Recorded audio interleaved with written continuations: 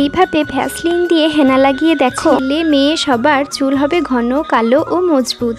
হেনা লাগানোর সঠিক নিয়ম এবং টিপস সবকিছু বলে দেবো এই একটা ভিডিওতে। সো হ্যালো বন্ধুরা, তোমরা সবাই কেমন আছো? আশা করি ভালো আছো।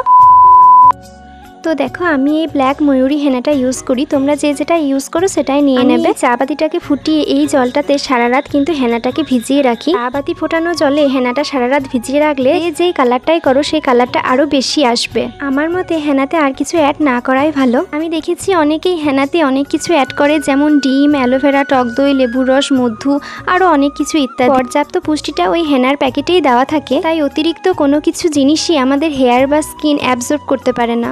উদাহরণস্বরূপ, আমরা একদিনে সব খাবার খেয়ে নিলে যেমন হজম হয় না, তেমনই আমাদের হেয়ার বা স্কিনে অতিরিক্ত কিছু করলে বিপরীত কিছু হয়ে যেতে পারে। তাই সবকিছু এক এক করে ইউজ করাটাই বেটার হবে। এবার বলি, হেনা লাগানোতে ভ্যাসলিন কি করবে। মাথায় হেনা লাগানোর সময় দেখবে চারিদিকে আমাদের হেনাগুলো লেগে যায় আর কালো কালো স্পট হয়ে যায়, তাই যেগুলোতে লেগে যায় সেগুলোতে ওই ভ্যাসলিনটা লাগিয়ে নিলে দেখবে সহজেই উঠে যাচ্ছে, তখন আর কোনো দাগ থাকবে না। এমনি হেনাটাতে আবার ভ্যাসলিন মিশিয়ে ফেলো না বন্ধুরা। এবার বলি হেনা লাগানোর উপকারিতাগুলো।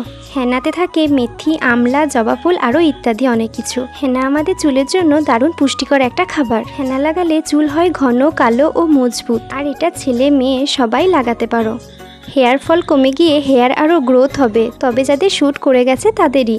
আর তোমরা 15 বছর বয়স থেকেই হেনা লাগাতে পারো। আর হ্যাঁ, হেনাটাকে ভালো করে গুলে চুলের গোড়া থেকে ডগা অবধি ভালো করে লাগিয়ে নেবে। হেনা দিনের বেলায় পর্যাপ্ত সূর্যের আলোতে লাগানোই ভালো।